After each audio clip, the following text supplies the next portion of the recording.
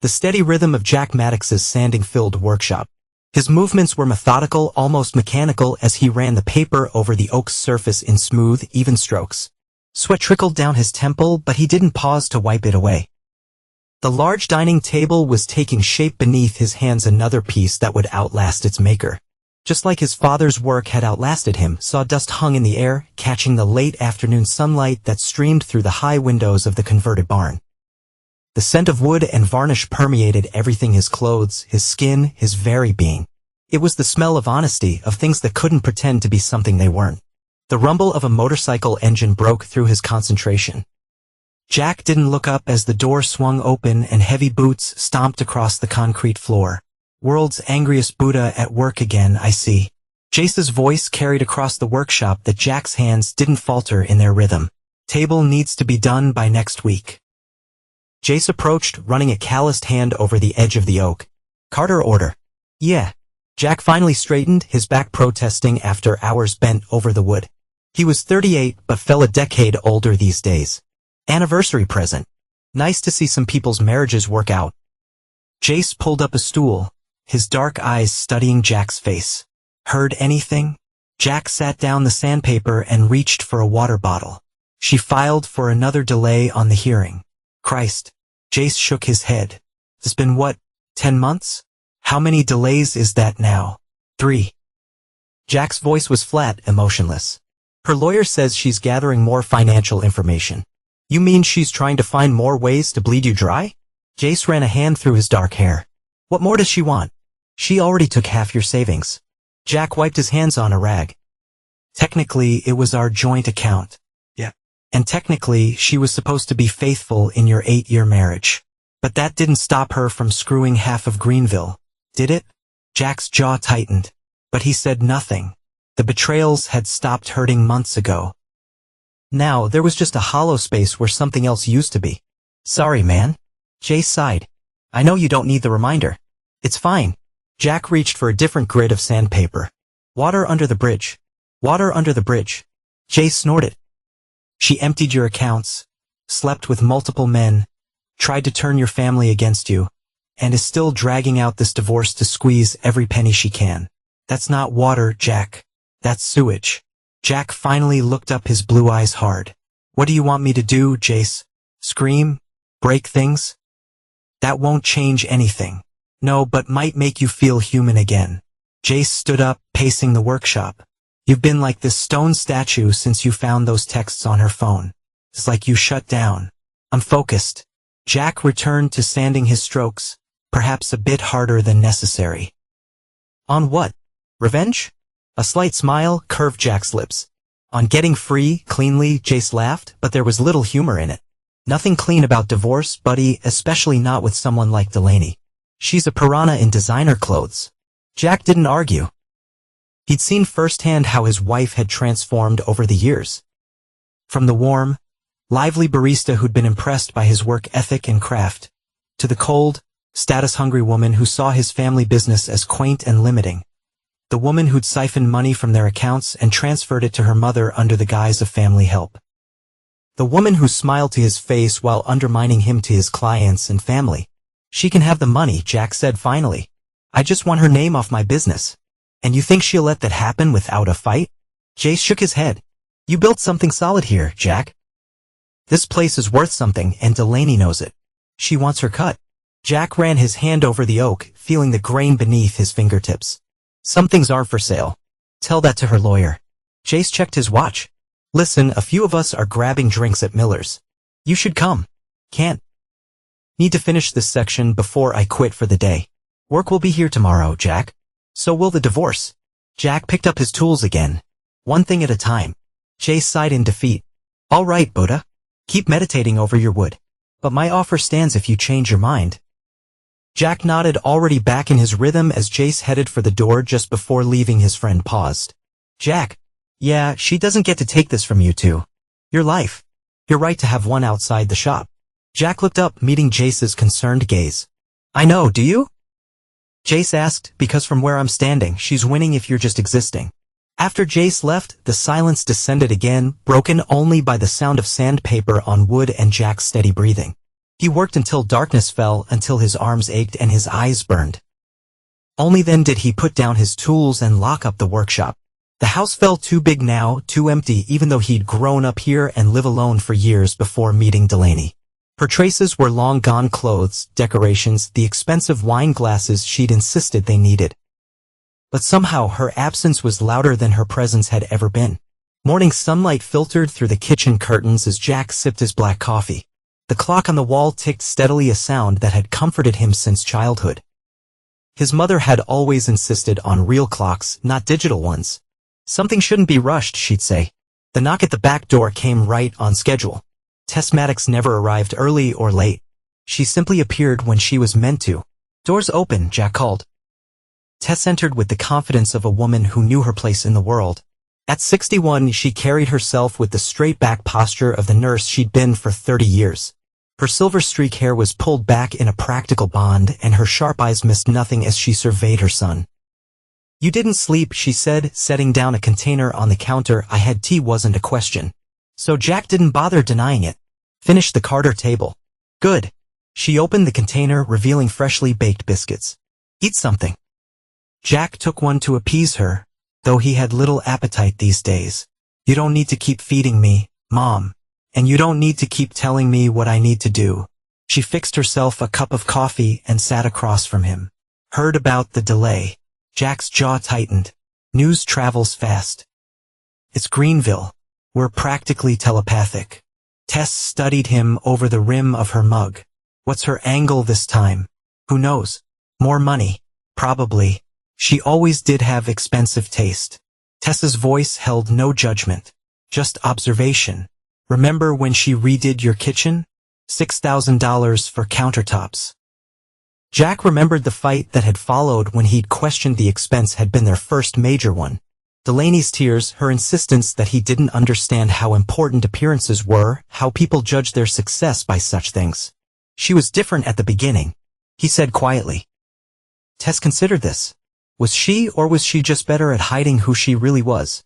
The memory surfaced unbidden: Delaney in the coffee shop where they'd met. Laugh lines crinkling around her eyes as she teased him about ordering the same black coffee every morning at exactly 7:15. "Would it kill you to try something new?"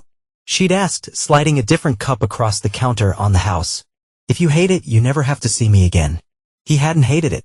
And for 2 years after they married, he hadn't hated anything about their life together. Delaney had been warm, supportive, excited about his craft. She'd sit in his workshop for hours watching him work, asking questions about different woods and techniques.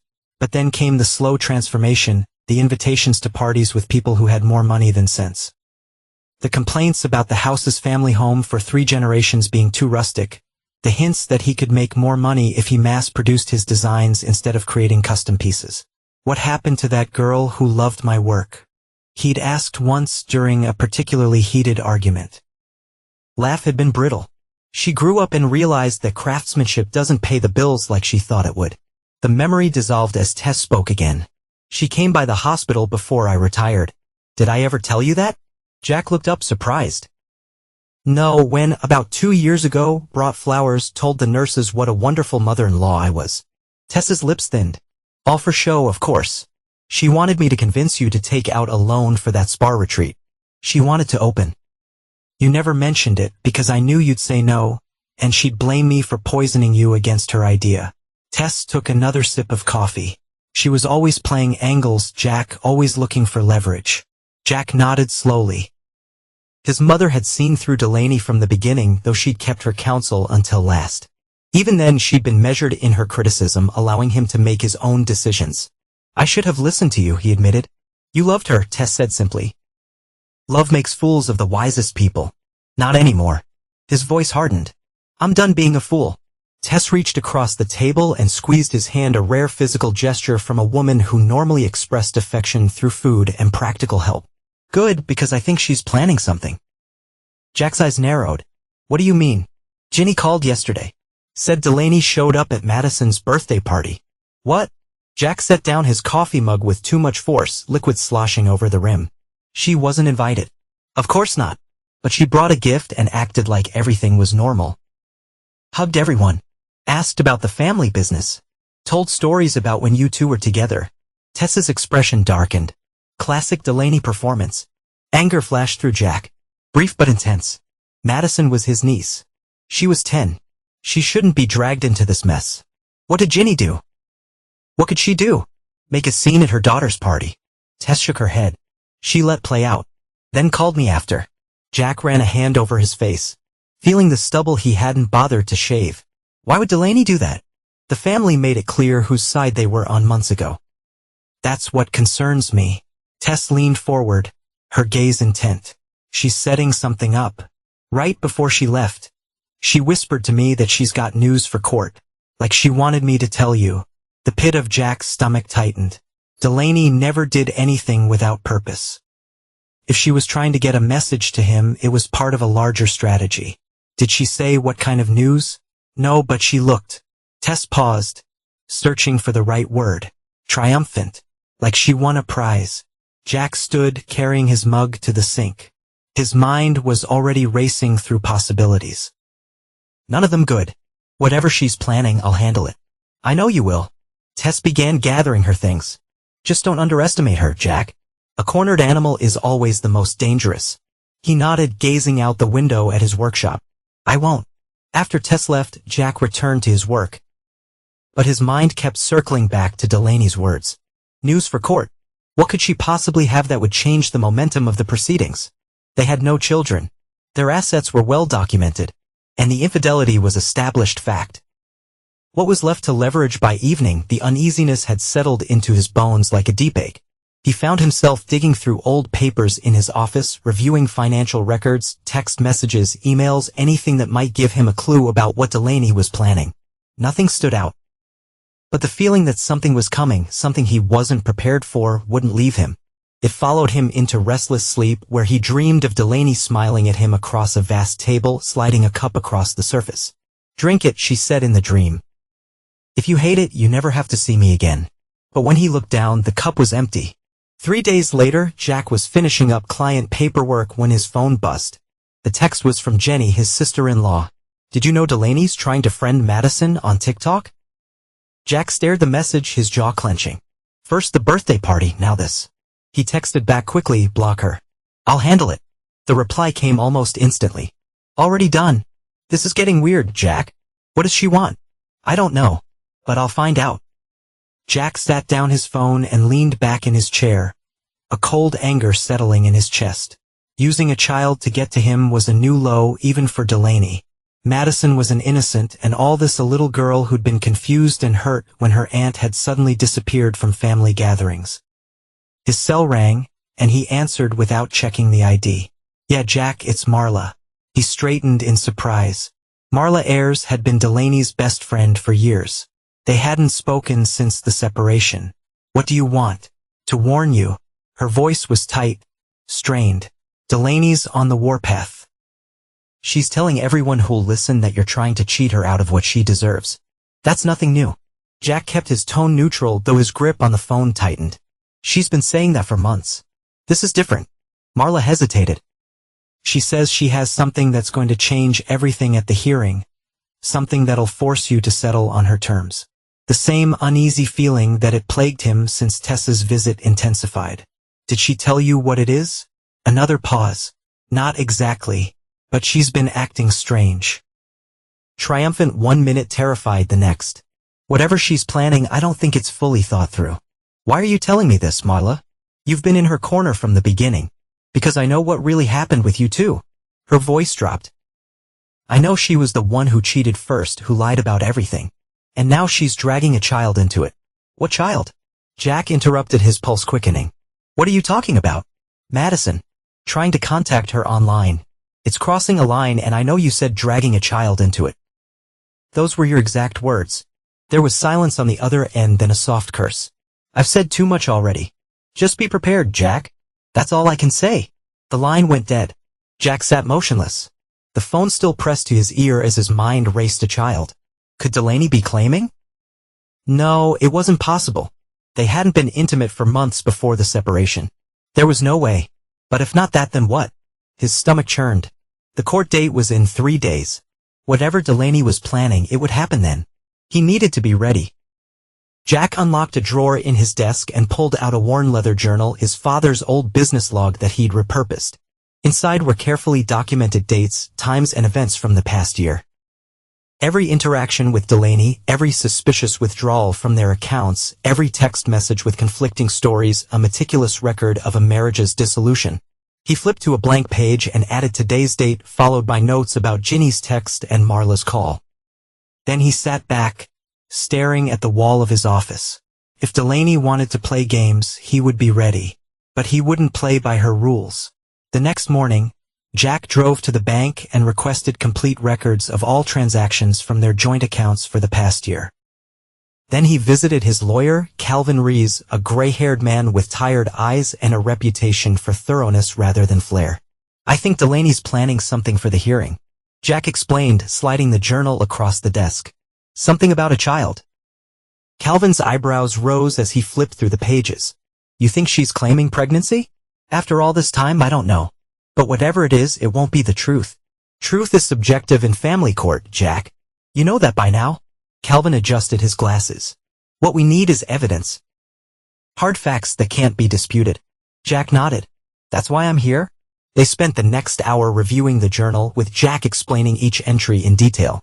Calvin took notes, occasionally asking for clarification or suggesting additional documentation they might need.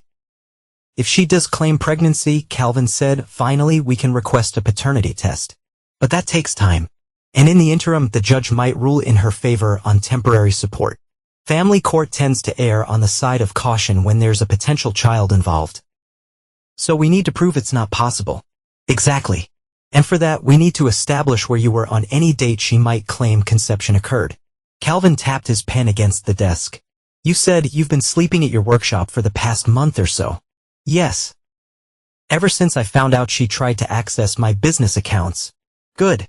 And there are security cameras at the workshop." Jack nodded. "Motion activated. They record to a cloud server." "Perfect. Make sure that footage is backed up and accessible. If she claims recent conception, we can prove you weren't anywhere near her." As Jack left the law office, his phone buzzed with a text from Jace. "Bad news. Delaney's been talking to Thompson. He's pulled his dining set order." Jack's jaw tightened. Thompson was one of his biggest clients, a local real estate developer who ordered custom pieces for his model homes. Losing his business would hurt. Before he could respond, another text came through. "Also, someone spray-painted deadbeat dad on the sign outside your workshop. I cleaned it up before anyone saw what the hell is going on." Jack stared at the message, a cold certainty settling over him. Now he knew what Delaney was planning, and it was exactly as desperate and vicious as he would expect from her. Instead of texting back, he called Jace. "I need your help," he said when his friend answered, "and I need you to not ask too many questions right now." "Done. What do you need?" "Access to the security footage from my workshop. And I need you to remember exactly where I was on January 12th. January. Jace sounded confused. "Why does that matter?" "Because," Jack said grimly, "I think Delaney is about to tell the court she's pregnant with my child." The silence on the other end was brief, but heavy. "That's impossible." Jace finally said, "You two haven't been together since November 23rd of last year, when I moved out. So she's lying." Big surprise. Jace's voice hardened. "What's the plan?" Jack took a deep breath, his mind already organizing the steps ahead. "The plan is to let her lie under oath in front of Judge." And then a grim smile touched Jack's lips.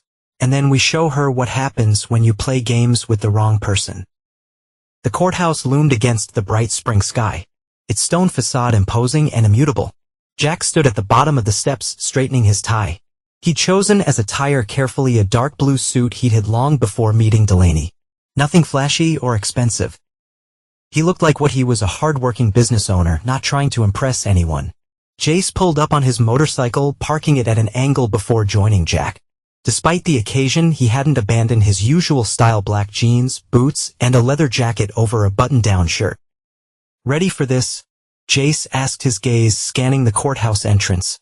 "Been ready for months." Jack's voice was steady, his expression neutral inside, though his stomach churned with anticipation.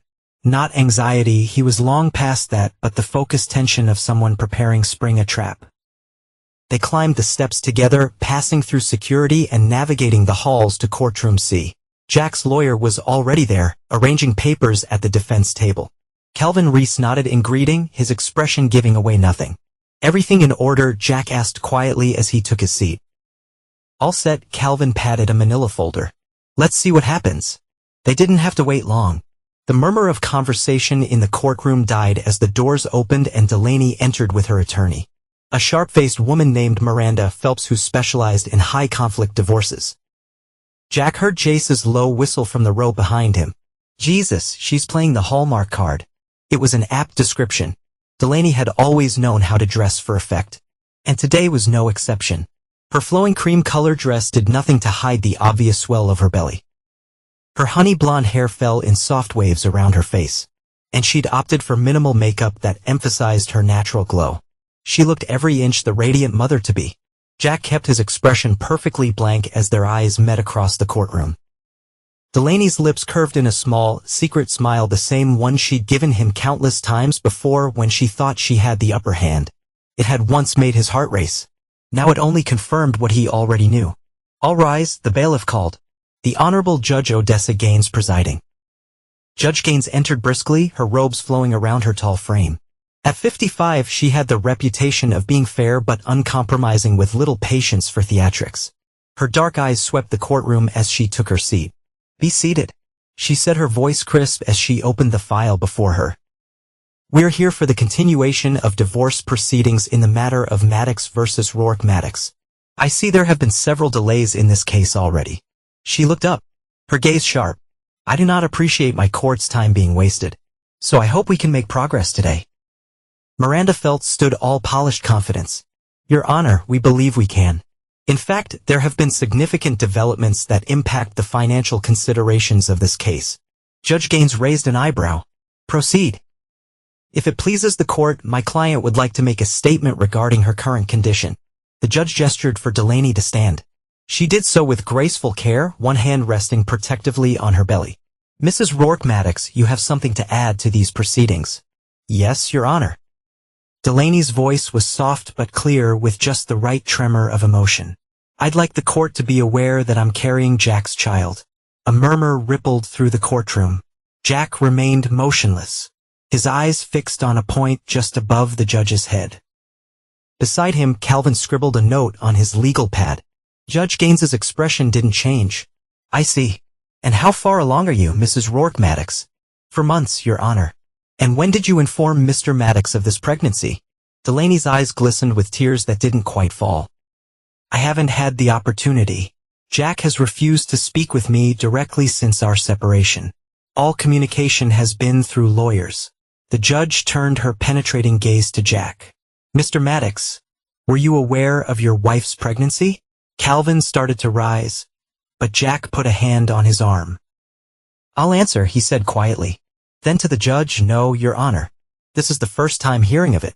If Judge Gaines found his lack of reaction noteworthy, she didn't comment on it. "Very well. Ms. Phelps, I assume this development affects your client's request regarding support and division of assets." "It does, Your Honor."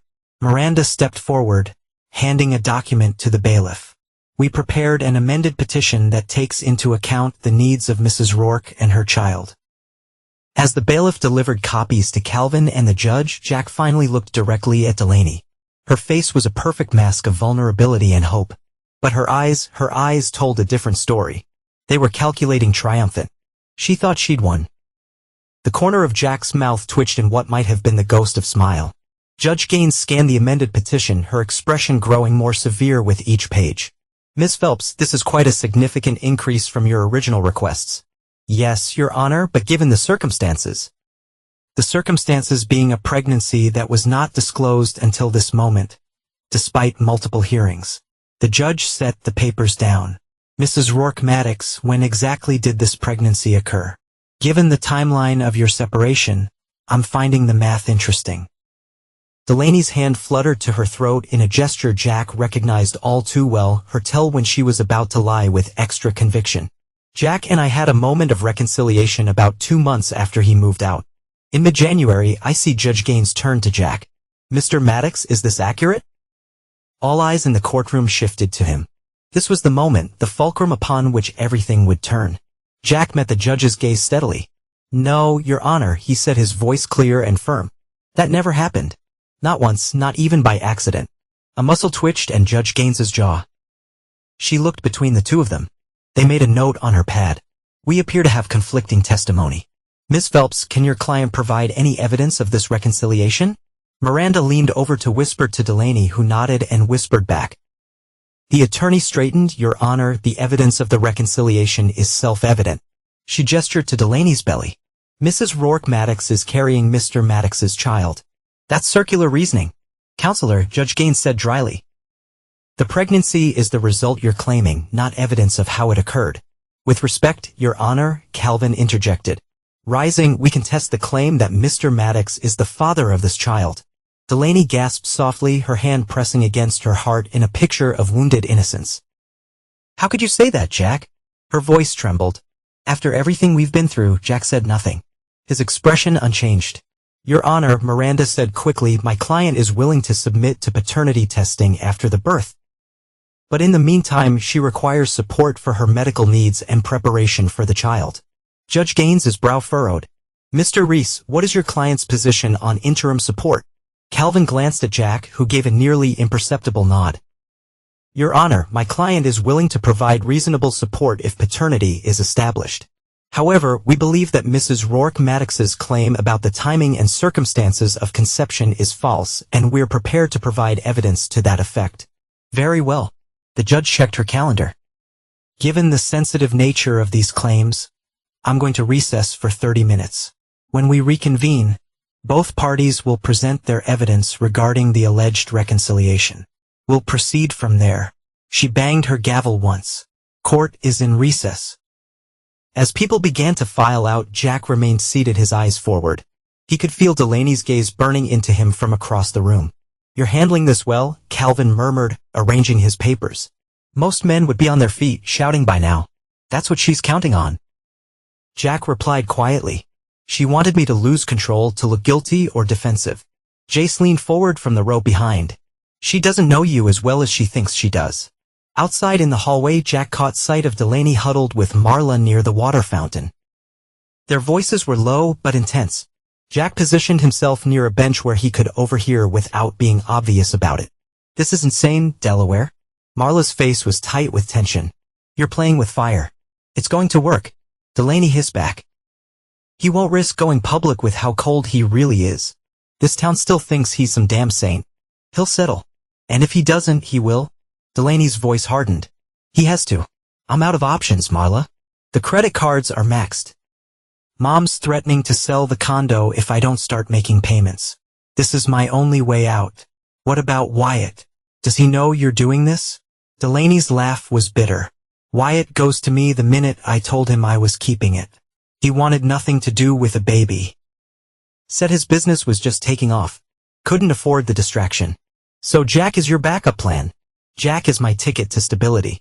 He owes me that much after 8 years. Marla shook her head. "This isn't right, Delaware. Using a baby like this."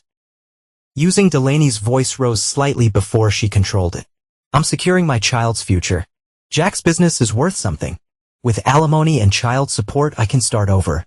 Get back on my feet. There are other ways." "Name one." Delaney's eyes flashed. "One way I can keep my home, pay off my debts, and provide for this baby without crawling back to my parents or working 3 jobs. Just one." Marla had no answer. Jack drifted away from the conversation, having heard enough. So it was as he suspected. Delaney was using the pregnancy, a real pregnancy, but not his, to leverage more money from the divorce. She was desperate, in debt, and the baby's actual father had abandoned her. In another time, he might have felt pity. Now he felt only a cold certainty that justice was about to be served.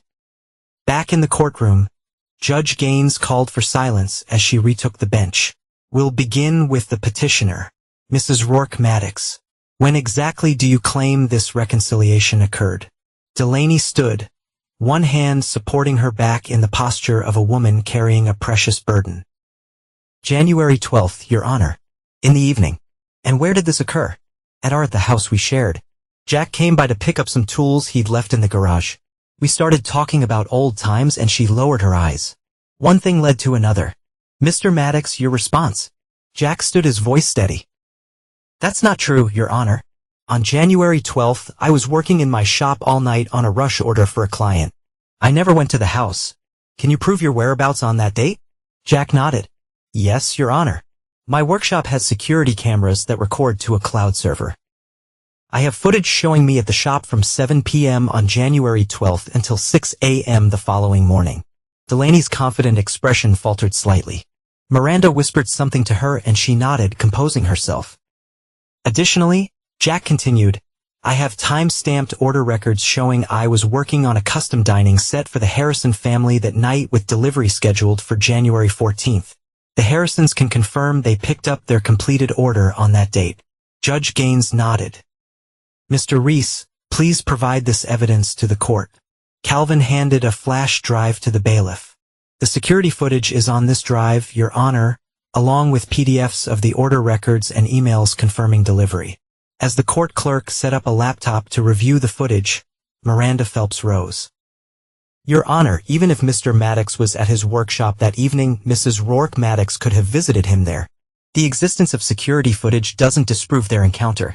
Is that what happened, Mrs. Rourke Maddox? The judge asked. Did you visit Mr. Maddox at his workshop? Delaney hesitated, clearly caught off guard by the question. Ah, yes. That's what I meant. I want to see him at the workshop, not the house. Jack didn't react to the obvious lie. He'd expected this. Delaney's ability to adapt her story when cornered was one of her most consistent traits. Your Honor, Calvin said, the security footage shows no visitors to the workshop that evening. Mr. Maddox was alone the entire time. Let's view the footage. Judge Gaines said firmly. The screen came to life showing the interior of Jack's workshop. The timestamp in the corner read 7:02 p.m. January 12th. Jack was visible working steadily on a large table. The footage advanced at high speed, showing him continuing to work without interruption. No one entered. No one left. Just Jack, alone with his craft. Hour after hour, Delaney's face had gone pale. Miranda was furiously scribbling notes, whispering urgently to her client. This appears quite conclusive, Judge Gaines said when the footage ended. Mrs. Rourke Maddox, do you have any explanation for this discrepancy in your testimony?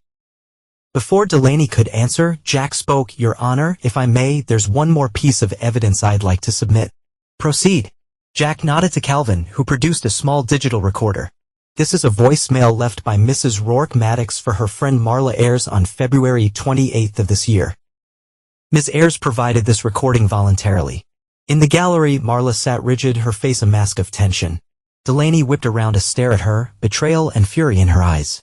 Calvin pressed play. Delaney's voice filled the courtroom. Marla, it's me. Listen, don't tell anyone yet, but I've got a plan. If I can tie this kid to Jack, I can live for free the next 18 years. He's so principled he'll never abandon his own child. Even if he hates me, call me back when you get this. I need your help with some dates. The color drained from Delaney's face. Her hand gripped the table so hard her knuckles turned white. Miranda's expression was thunderous as she leaned in to whisper urgently to her client. Jack's face remained impassive, but inside, a weight he'd been carrying for months began to lift. The truth was finally coming to light. Judge Gaines's jaw tightened as she regarded Delaney. Mrs. Rourke Maddox, do you acknowledge that this is your voice on the recording? Delaney's mouth opened and closed several times before she found her voice. That's not. It's taken out of context, Your Honor. What context would explain that statement? Mrs. Rourke Maddox. The judge's voice was like ice. Miranda Phelps stood quickly. Your Honor, we request a brief recess to confer. Deny. Judge Gaines's gaze was piercing. Mrs. Rourke Maddox, I will ask you one more time. Is that your voice on the recording? And were you attempting to fraudulently claim Mr. Maddox as the father of a child? Delaney's carefully constructed facade crumbled. Tears spilled down her cheeks, real ones this time. Your Honor, you don't understand. I'm all alone. He left me with nothing. The baby's father wants nothing to do with us. What was I supposed to do? Not commit perjury in my courtroom for starters. Judge Gaines said sharply. She turned to Jack. Mr. Maddox, did you have any knowledge of this pregnancy before today's hearing? Jack hesitated and decided on honesty. I had suspicions, Your Honor. Rumors travel fast in small towns. But I had no confirmation until today. From the row behind him, Jack heard Chase's quiet fist pump and muttered yes. He didn't turn around, keeping his focus on the judge. Judge Gaines made several notes, then looked up at the assembled parties. In light of the evidence presented, I find Mrs. Rourke Maddox's testimony regarding reconciliation to be false. Furthermore, her admitted attempt to defraud both Mr. Maddox and this court is extremely troubling. She fixed Delaney with a stern gaze. This behavior will significantly impact my rulings on the financial aspects of this divorce. Delaney collapsed into her chair, her shoulders shaking with silent sobs. Miranda looked as though she'd swallowed something bitter, her lips pressed into a thin line. We will recess for 1 hour.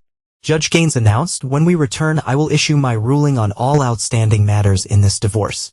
Given what has transpired today, I see no reason to delay resolution any further. She banged gavel. Court is in recess. As people began to file out, Jack remained seated, his hands folded on the table before him. He felt neither triumph nor vindication, just a quiet certainty that justice was finally being served to eye in the courthouse hallway. The tension was thick enough to cut with a knife. Jack stood with Calvin and Jace near a window, reviewing their next steps and low voices. Across the hall, Delaney sat alone on a bench, her makeup streaked from tears, her earlier radiance dimmed to desperation. Miranda Phelps had disappeared, presumably to prepare for damage control. No one approached Delaney, not even Marla, who hovered uncertainly near the water fountain, her expression a mix of guilt and resolve. What do you think the judge will decide? Jack asked Calvin. The lawyer adjusted his glasses. After what just happened, you'll get the business free and clear. No alimony given the fraud attempt, maybe a small property settlement to finalize things, but nothing significant. Good enough for me. Jack's voice was flat. I just want this over with. Chase clapped him on the shoulder. Almost there, buddy. Just 1 more hour. Across the hall, Marla finally gathered her courage and approached Delaney. Jack couldn't hear their conversation, but the body language told the story. Marla's tentative approach, Delaney's rigid posture, the way she refused to make eye contact. Then Delaney's voice raised enough to carry. You're supposed to be my friend. How could you give in that recording? Because this has gone too far, Delaware. Marla's reply was softer, but still audible. You're lying under oath. You could go to jail. So you betray me? After everything we've been through? Delaney's face contorted with fury. What kind of friend is that? The kind who's tired of cleaning up your messes. Marla straightened, finding her resolve. The kind who warned you for weeks that this plan was insane. Go to hell. Delaney turned away, her arms wrapped around her middle. Marla stood for a moment longer, then walked away, her shoulders slumped. As she passed near Jack, their eyes met briefly. She gave a small, not acknowledgement, perhaps, or apology, then continued down the hall and out of sight. Jack turned back to his conversation with Calvin, but his attention was caught by a new arrival. Wyatt Calder strode into the courthouse, his gym-tone physique evident, even under his suit. His handsome face was set in lines of anger as he scanned the hallway, finally spotting Delaney. There she is, Jack murmured. Jace followed his gaze. That him, the actual baby daddy, looks like it. Jack watched as Wyatt approached Delaney, his body language screaming confrontation. You told her to give that recording to Maddox. Wyatt's voice carried clearly, each word clipped with anger.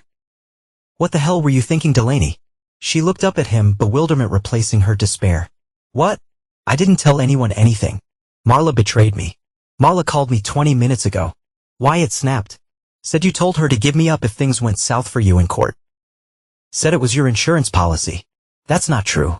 Delaney struggled to her feet, one hand supporting her belly. I never said that. Why would I implicate you? That makes no sense. Then why is my name suddenly all over this? Wyatt demanded. I've got clients texting me asking if I'm a father of your baby. My girlfriend is blowing up my phone. My reputation, your reputation. Delaney's laugh was bitter. What about me? I just humiliated myself in front of a judge. I could lose everything. That's not my problem. Wyatt's voice lowered to a hiss. I told you from the beginning. I want nothing to do with this. My business is just taking off. I can't afford a scandal. It's your child, Wyatt. Delaney said, her voice breaking. Doesn't that mean anything to you? You can't prove that. His face hardened. And if you try, I'll deny it. It'll be your word against mine. And after what just happened in that courtroom, who do you think people will believe? Delaney's face crumpled. You said you love me. I said a lot of things. Wyatt stepped back. Stay away from me, Delaware. I mean it. This isn't my mess to fix. He turned and strode away, not looking back as Delaney sank on a bench, her body shaking with silent sobs. Jack turned away from the scene, feeling an unexpected twinge of not pity exactly. Recognition, perhaps? Of the Delaney he'd first met, vulnerable human, capable of real pain beneath the manipulation. That was ugly. Jace murmured. She made her choices. Jack replied, but there was no satisfaction in his voice. Calvin cleared his throat. We should head back in. The judge will be returning soon. As they walked back to the courtroom, Jack found himself thinking about the child and innocent caught in the middle of adult mistakes and manipulations. It wasn't his responsibility, but still he pushed the thought away. One thing at a time. First, he needed to finally end this chapter of his life. Then he could decide what, if anything, he owed to the others involved. Court's room C felt smaller when they returned, the air heavier with anticipation. Jack took his seat beside Calvin, his exterior calm belying the storm of emotions beneath. Across the aisle, Delaney sat alone. Miranda Felt had not returned. Where's her lawyer? Jack murmured to Calvin, withdrew. Most likely. Calvin arranged his papers methodically. Attorneys don't appreciate being blindsided by their own clients, especially not with something that borders on criminal. The bailiff called for all to rise as Judge Gaines returned. Her expression gave nothing away as she took her seat and surveyed the room. Be seated, she said, her voice cutting through the tension. I see that counsel for the petitioner is absent. Mrs. Rourke Maddox. Where's Miss Phelps? Delaney rose unsteadily. She had to recuse herself, Your Honor. She said she could no longer represent me effectively. I see. Judge Gaines made a note. Do you wish to request a continuance to secure new counsel? Hope flashed across Delaney's face. Yes, Your Honor. I would like. Request denied. The judge's tone was firm but not unkind. Given the circumstances revealed today, including your admitted attempt to commit fraud upon this court, I see no basis for further delay. We will proceed to judgment. Delaney sank back in her chair, her hands gripping the edge of the table. Judge Gaines adjusted her glasses. Having reviewed the evidence presented in this case, including the revelations of today's hearing, I am prepared to rule on all outstanding matters. She fixed Delaney with a stern gaze. Mrs. Rourke Maddox, your actions today demonstrate a troubling disregard for the integrity of these proceedings. You have knowingly presented false testimony in an attempt to secure financial advantages to which you are not entitled. Delaney's head lowered, her hair falling forward to shield her face. Regarding the division of assets, the judge continued, the court finds as follows. First, the business known as Maddox Custom Furniture is awarded solely to the respondent, Jack Maddox. The evidence clearly establishes this as a family business predating the marriage, and the petitioner's claim to a portion of its value was based on fraudulent assertions. Jack felt a weight lift from his shoulders. The business's father's legacy would remain intact. Second, regarding spousal support. Given the petitioner's conduct, including documented financial impropriety during the marriage and attempted fraud during these proceedings, the court denies the request for alimony. A small gasp escaped Delaney. Her shoulders began to shake. Third, regarding division of marital property. The residence at 215 Lakeside Drive shall be sold, with proceeds divided equally after satisfaction of the existing mortgage. Personal property has already been distributed by agreement and requires no further order. Judge Gaines paused, her gaze moving between Jack and Delaney. I wish to address one final matter. Mrs. Rourke Maddox, your attempt to falsely establish paternity is not only morally reprehensible but borders on criminal misconduct. Were Mr. Maddox inclined to press charges for attempted fraud, he would have grounds to do so. Delaney looked up, panic in her eyes. Jack met her gaze steadily, his expression unreadable. Mr. Maddox, do you wish to pursue such charges? The judge asked, all eyes turned to Jack. This was the moment, his opportunity for the final blow to truly ruin the woman who had tried to destroy his life and legacy. No, Your Honor, he said quietly, I just want this to be over. Relief flooded Delaney's face, followed quickly by confusion, as if she couldn't understand why he wouldn't take the opportunity to hurt her more. Judge Gaines nodded. Very well. The divorce is granted on grounds of irreconcilable differences. The marriage between Jack Maddox and Delaney Rourke Maddox is hereby dissolved. Mrs. Rourke Maddox may resume use of her maiden name at her discretion. She signed the order with a firm hand. This court is adjourned. The gavel fell with a crack of finality. It was done. Jack sat motionless as the reality washed over him. Free, after nearly a year of fighting, of sleepless nights and constant anxiety. It was finally over. The business was secure. His future was his own again. Calvin offered his hand. Congratulations, Jack. You got what you wanted. Jack shook it, feeling oddly hollow. Thanks for everything, Calvin. As people began to file out, Jack gathered his papers, deliberately taking his time. He didn't want to risk encountering Delaney in the hallway, not now. When the wounds were still so fresh, Jace approached, clapping him on the shoulder. It's over, man. You won. Yeah. Jack managed a small smile. I guess I did. Drinks tonight? To celebrate. Jack thought about it, then nodded. Sure, but not at Miller's. Miller's was where he and Delaney had had their first date. Gotcha. Jace understood without further explanation. Ruby's at 8. I'll be there. As Jace left, Jack turned to find Delaney standing nearby. Her eyes red-rimmed, her hands clutching her purse like a lifeline. Jack, she said, her voice barely above a whisper. Can we talk? Just for a minute. Every instinct told him to walk away, to not give her another opportunity to manipulate or hurt him. But something in her expression, a genuine desperation he'd rarely seen, made him pause. 1 minute, he said, his voice neutral. Thank you. She swallowed hard for not pressing charges. You could have, and we both know it. Jack said, nothing, waiting. I never meant for things to get this bad. She continued, the words tumbling out. When we first got married, I really did love you. I thought we wanted the same things. We did. Jack said quietly, until you decided they weren't enough. Delaney looked down, one hand reflexively moving to her stomach. I messed up everything. And now I don't know what I'm going to do. Her voice broke. No job. No money. No home. Even my friends are gone. For a moment, just a moment, Jack felt the pull of the man he'd once been. The man who would have tried to fix this, to take care of her despite everything. But that man was gone, worn away by 1,000 small betrayals. That's not my problem anymore, Delaney. His voice was gentle but firm. You made your choices. Now you live with them. Just like that. 8 years. And you could just walk away. You walked away long before I did. Jack said, you just never had the honesty to admit it. She flinched as if struck. So that's it. You won. I lost. Game over. It was never a game to me. Jack picked up his briefcase. Goodbye, Delaney. I wish you well. He turned and walked away, not looking back. His minute was up. The weeks that followed passed in a blur of activity. Jack threw himself into his work with renewed energy, completing backordered pieces and taking on new commissions. With the legal battles behind him, he found himself sleeping better, eating regularly again. The constant tension that had knotted his shoulders for months began to ease. News traveled fast in Greenville. The story of the divorce hearing, of Delaney's shocking claim, and Jack's methodical dismantling of it spread through town like wildfire. Jack heard the whispers when he went to the hardware store, felt the sympathetic glances when he stopped for coffee. Heard what happened in court. Tom Miller said one morning as he handed Jack his usual black coffee. That's rough, man.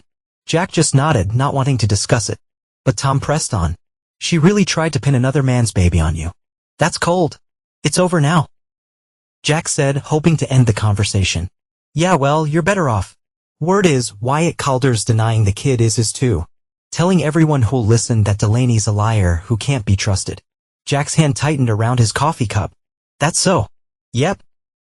Her kid's gonna be born with nobody willing to claim it. Tom shook his head. Not the child's fault, its mother is. He stopped, seeming to realize he'd gone too far. Anyway, your usual table's open. Jack took his coffee and sat by the window, gazing out the town square. The weight of Tom's words settled uncomfortably in his chest. Not the child's fault. No, it wasn't. And yet the child would bear the consequences of its parents' actions. Just as he had borne the consequences of Delaney's betrayal, his thoughts were interrupted by a text from Jace, heard back from the regional magazine. They want to do the story. Craftsman wins in courtroom showdown. You good with that? Jack frowned. The publicity would be good for business. But the idea of his personal life being splashed across a magazine didn't sit well. Pass. Don't want to rehash the whole thing. Jace's reply came quickly. Figured. Already told him no. Just checking. Finishing his coffee, Jack headed to his workshop. The familiar sense of wood and varnish welcomed him home. This was where he belonged, creating things that would last. Things with integrity in every joint and curve. The oak table he'd been working on the day of the hearing was nearly complete. Jack ran his hand along the edge, feeling the smooth finish beneath his fingertips. Good work. Honest work. His phone rang. Tess. Morning, Mom. Morning, son. Just checking in. Haven't heard from you in a few days? Been busy with orders. Good busy or avoiding the world busy? Jack smiled despite himself. His mother never did mince words. Good busy. Things are picking up since everything's settled. I'm glad. Tess paused. Have you heard about Delaney? Jack's smile faded. No, and I'm not sure I want to. She's moved back in with her parents. Outside of Raleigh. Something like relief washed over him. Delaney gone from Greenville meant one less complication. One less chance of painful encounters. How'd you hear that? Marla told me. She stopped by the house yesterday. Wanted to apologize for her part in everything. She didn't owe you an apology. No, but she needed to give one. Tessa's voice softened. She's carrying a lot of guilt. Jack says she should have told you what was happening sooner. Jack sighed. She did what she could. In the end, she came through. That's what I told her. Tess was quiet for a moment. She also said Wyatt called her's been telling everyone the baby isn't his. Yeah, I heard Marla says it is, says Delaney has text to prove it. But Wyatt threatened to sue for defamation if she makes them public. Jack's jaw tightened. Wyatt had always been a coward beneath the charm and muscles. That's between them. I know. Tess sighed. Just thought you should know. In case you run into Wyatt at the gym or something. I switched gyms months ago. Smart boy. Pride colored her voice.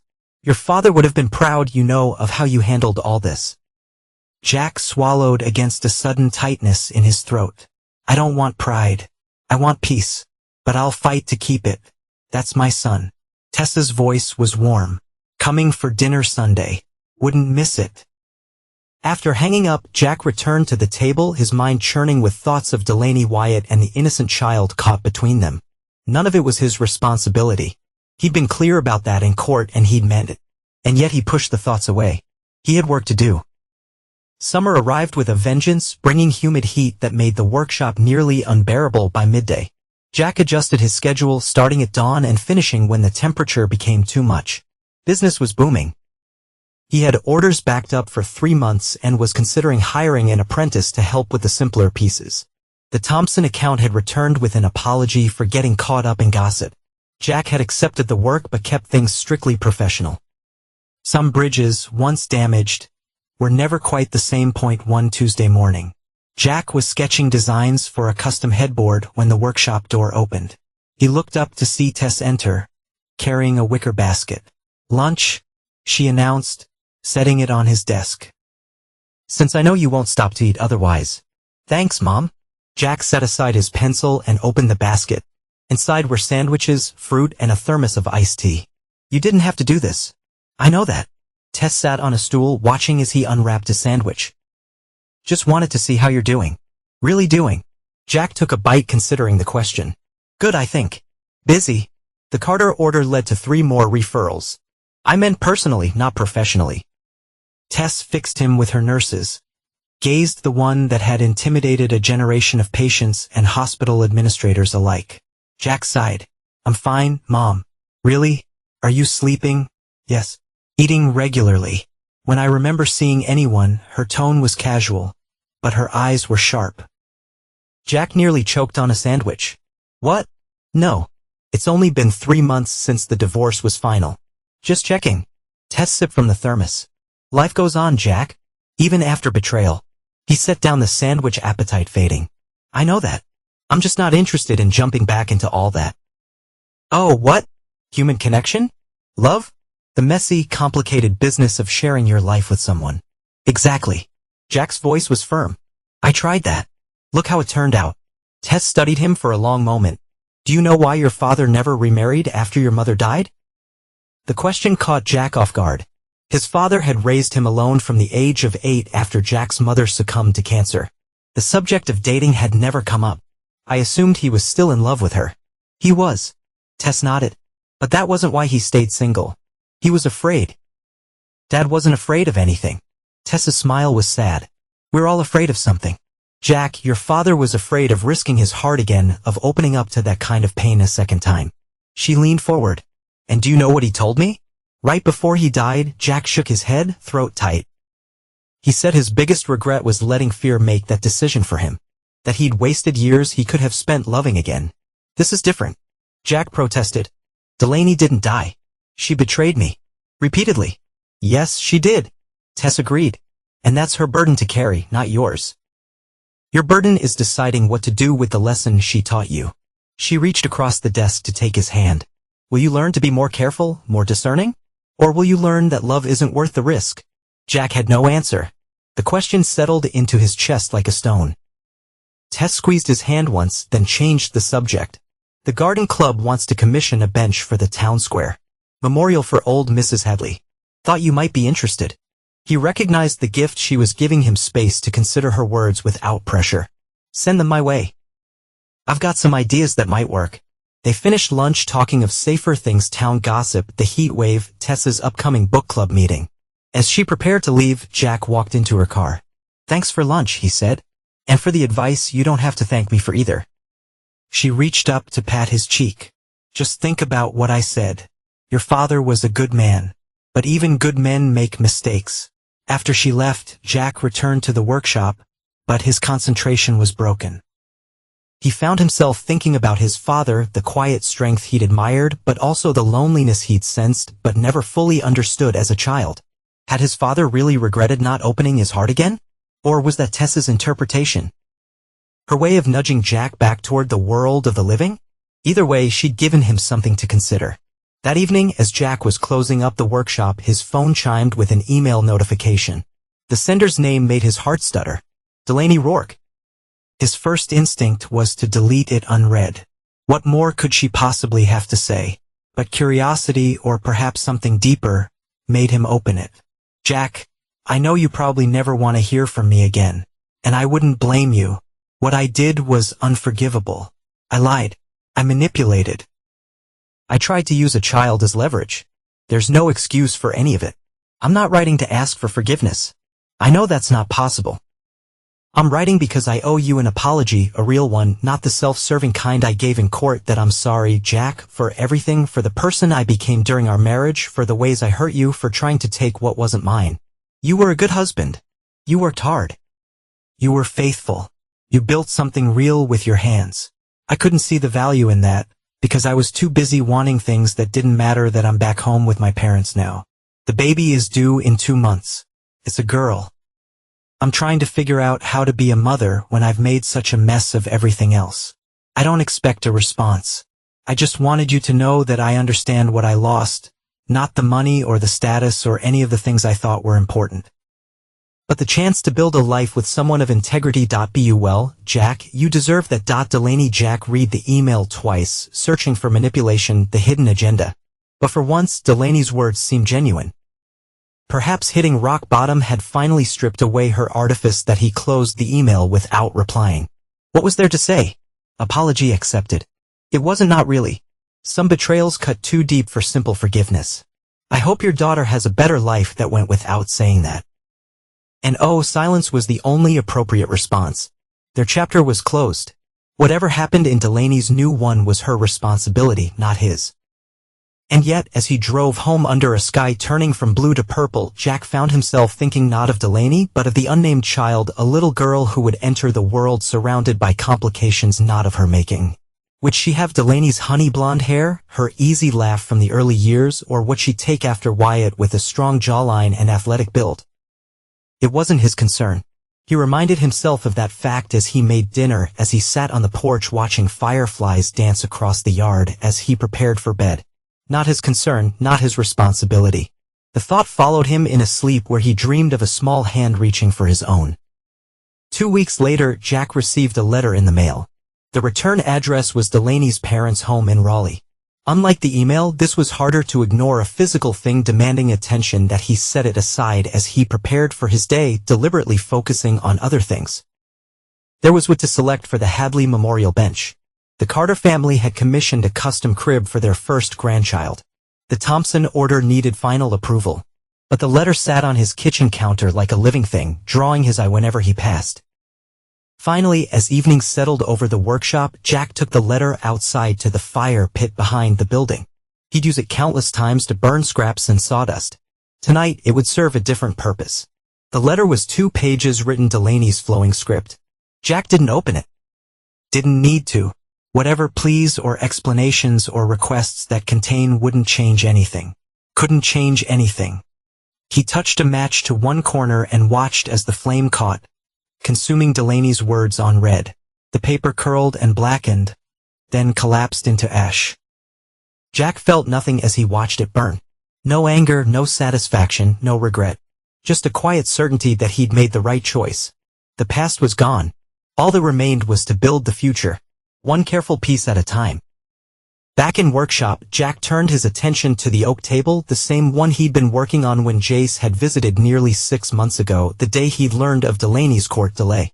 The piece had been set aside during the chaos of a divorce, but now it was time to complete it. The surface was sanded to glassy smoothness, ready for its final coat of finish. But before applying it, Jack turned a massive table over, exposing its underside. Taking up his carving tools, he began to work the familiar rhythm of mallet and chisel, soothing his mind. Chips of oak fell away as the letters took shape beneath his hands. 2 words, simple but profound. Peace earned. When he finished, Jack ran his fingers over the carving, feeling each letter. It wasn't visible from above, a secret message known only to him and anyone who bothered to look deeper. A reminder of what he'd fought for and won. The workshop was quiet save for the gentle swish of the brush as he applied the finish to the tabletop. Tomorrow, he would deliver it to its new owners. Another piece of himself sent out into the world, built to outlast the hands that made it. Darkness fell. Jack set a single chair at the head of the table. He sat for a moment, hands resting on the smooth oak, feeling the solidity beneath his palms.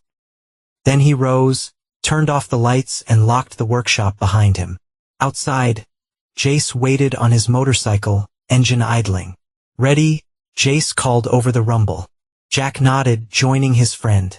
Tess sat in her car nearby, window down, a knowing smile on her face. Where to? Jack asked as he climbed onto the back of the motorcycle. Wherever you want, Jace replied. The night's young. Jack glanced back at the workshop, at the life he'd defended and rebuilt. Then he looked forward to the road ahead and whatever waited beyond the curve.